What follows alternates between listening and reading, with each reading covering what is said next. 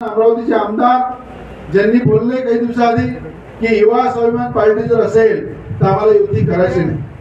तुम्ही लोकसभेमध्ये जर थोडं मागे गेले तर लोकसभेमध्ये त्यांनी महायुतीच्या विरोधात जाऊन काम केलं। बोर्डावर फोटो सुद्धा आपण टाकू दिला नाही आणि खुल्या नवनीत राणाच्या विरोधात काम केलं, कशासाठी? पाळासाठी।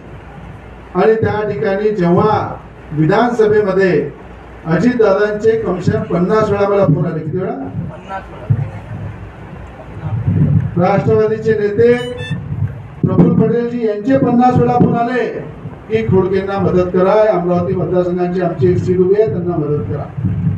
पण आज 2000 मतांनी आलेला माणूस निवडून एवढा वाजत आहे, पण मी थोडासा जर त्यांचं जर ऐकलं नसतं, एक फेरफटका जर अमरावती मतदारसंघात मारला असता तर 10,000 मतांनी पाडलं असतं। तर एखाद्या त्यांनी एवढी गुरमी करू नये, एवढी दादागिरी करू नये। माणूस जेव्हा मोठा होतो तेव्हा नम्र असला पाहिजे, लवचिक असला पाहिजे, सगळ्यांचे आभार मानले पाहिजे, सगळ्यांना विनंती केली पाहिजे। पण मी नेहमी पाहिलं की 3 वेळा फटकणी दिल्यानंतर सुधारले, सुधारलं पाहिजे।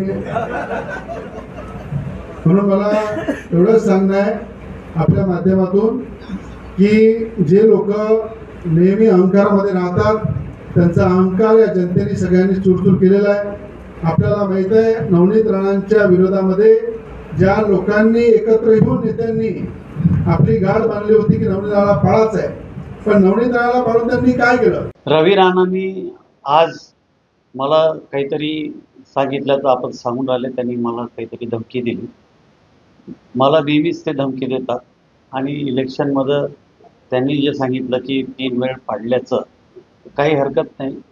जनता आहे, जनताच्या मतदानावर आपण निवडून येत असतो, जनतेच्या मतावरच आपण पडत असतो। त्यावेळी जनतेनं मला नाकारलं, त्याबद्दल मला काही खंत नाही, परंतु रवी राणामध्ये एवढी ताकद नाही की तो मला पाडू शकते। आणि त्यांनी जे 10 वेळ म्हटलं की अजितदादांनी फोन केले, अजितदादांनी उलट फोन नाही केले। अजितदादा नवनीत राणाच्या प्रचाराला ज्यावेळेस आल्या होत्या तर त्यांना आणण्याचा उद्देशच रवी राणाचा हा होता की मी त्यांना त्याच्या प्रचारामध्ये आलो पाहिजे, यासाठी त्यांनी दादाला आणलं। आणि एअरपोर्टवरून यावेळेस दादा त्यांच्या कार्यक्रमाला जात होते तर हे सातत्याने अजितदादाला म्हणत होते की खोडकेंना स्टेजवर बोलवा।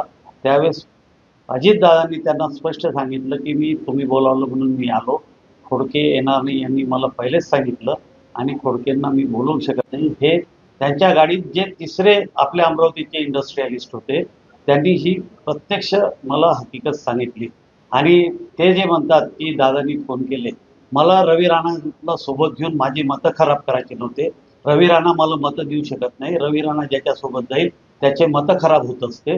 म्हणून मी पहिल्यांदाही सांगितलं मागच्या वेळेस, तर भारतीय जनता पार्टीसोबत महानगरपालिकेच्या किंवा जिल्हा परिषदच्या निवडणुकीमध्ये रवी राणाचा पक्ष जर असेल तर मी BJP सोबत युती करणार नाही। हे मी त्याही वेळेस सांगितलं आणि आजही सांगितलं। आजच्या त्यांच्या वक्तव्यावरून असं वाटते की भारतीय जनता पार्टी नवनीत राणा नाही रवी राणाच चालवते, असं चित्र आता अमरावतीमध्ये निर्माण झालेलं आहे।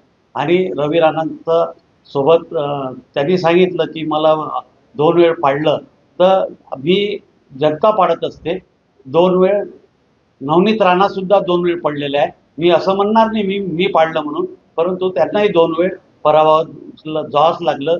2014ला त्या पडल्या आणि त्याच्यानंतर पुन्हा पडल्या, आत्ता पडल्या। त्याच्यामुळं एवढा गर्व घ्यायची काही कारण नाही। आणि मी जे आहे मी माझ्या मेहनतीनं माझं उभारलेलं आहे आणि मला लोकांचा माझ्यावर विश्वास आहे आणि लोकांच्या विश्वासावर मी माझं राजकारण करत असतो। कोणाच्या कुबड्या घेऊन मी कधीच राजकारण केलेलं नाही।